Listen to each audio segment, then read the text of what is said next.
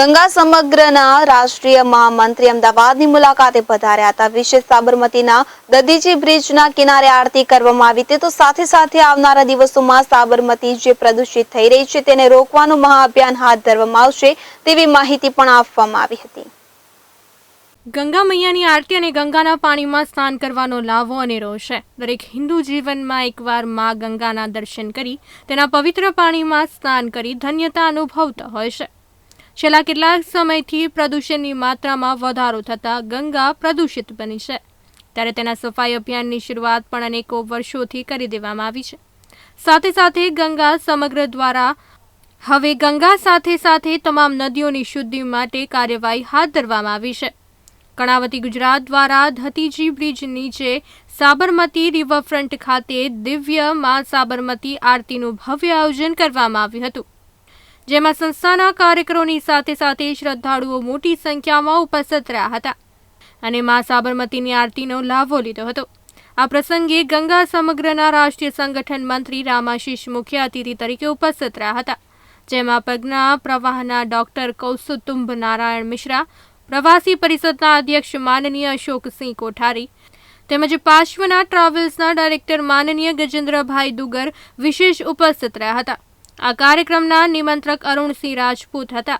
આ પ્રસંગે ગંગા સમગ્ર સંઘના રાષ્ટ્રીય સંગઠન મંત્રી અને પ્રચારક રામાશીષે જણાવ્યું હતું કે અમારી સંસ્થા દેશભરના પ્રાકૃતિક સ્ત્રોતો અને વિશેષ કરીને નદીઓની સુરક્ષા સ્વચ્છતા માટે હંમેશાથી પ્રયત્નશીલ રહ્યું છે। આ સાથે અમે લોકોમાં નદીઓમાં પ્રદૂષણ ન ફેલાવવા તથા તેની મહત્વતા પ્રત્યે સંવેદના પેદા કરવા માટે પણ વિવિધ કાર્યક્રમો દ્વારા નિરંતર કાર્યરત રહીએ છીએ। સાબરમતી નદીના તટ, જળ નિકાસ તથા તેની આસપાસના ક્ષેત્રોમાં વૃક્ષારોપણ જેવી કામગીરી ગંગા સમગ્ર સંઘની પ્રાથમિકતા છે અને આગામી સમયમાં આ પ્રવૃત્તિઓને વેગ આપવા માટે ઝડપી પગલાં ભરવાની અમને આશા છે। ઉલ્લેખનીય છે કે સાબરમતી નદીમાં પ્રદૂષણ એક ગંભીર ચિંતાનો વિષય છે। નદીના અવિરત પ્રવાહની સાથે સાથે તેને પ્રદૂષણ મુક્ત રાખવી આપણી સામૂહિક જવાબદારી છે, ત્યારે આ પ્રકારના કાર્યક્રમો દ્વારા લોકોને સાબરમતી નદીની સ્વચ્છતા પ્રત્યે જાગૃત કરવામાં ચોક્કસપણે મદદ મળી રહેવાની આશા છે। साबरमती नदी अपने गुजरात की बहुत ही प्रमुख नदियों में से एक है। लगभग 370 किलोमीटर इसकी लंबाई है, जिसका 5% छोड़ करके 90-95% हिस्सा गुजरात में है। यहाँ के बहुत बड़े क्षेत्र को वो प्रभावित करती है, कई सहायक नदियों को मिलाती है। उसका जल 1948-50 तक जिस प्रकार था आज वैसा नहीं है। पहले पीने के लायक था, अच्छा जल था। आज इतना प्रदूषित हो गया है कि खेती के लायक भी लोग नहीं मानते हैं।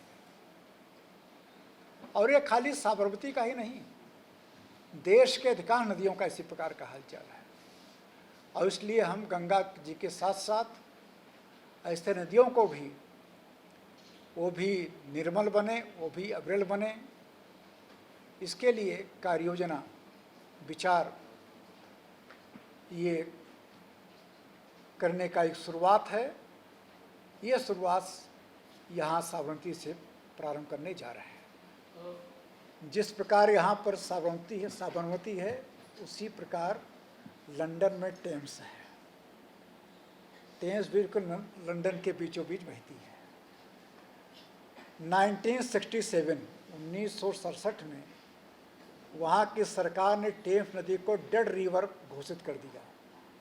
इतनी प्रदूषित हो गई थी कि अब ये मृत नदी हो गई है, अब ये ठीक नहीं हो सकती है।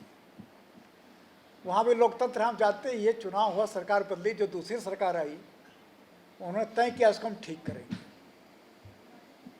और बहुत बड़ा इन्वेस्ट किया।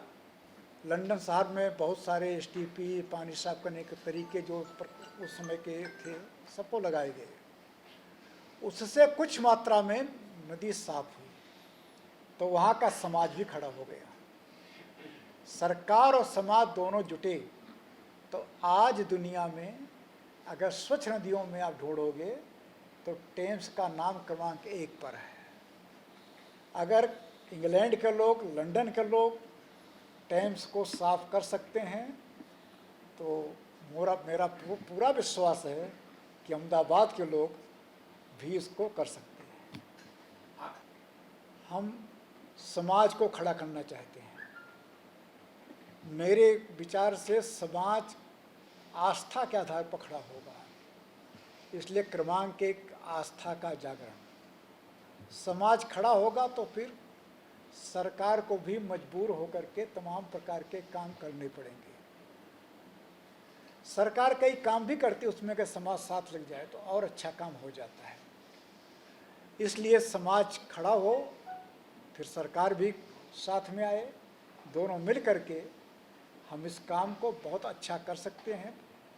आज जो इतने वर्षों से हमारी नदियाँ साफ बनी रही हैं, उसके पीछे समाज ही कारण था, और समाज फिर से चाहे तो ठीक हो सकता है।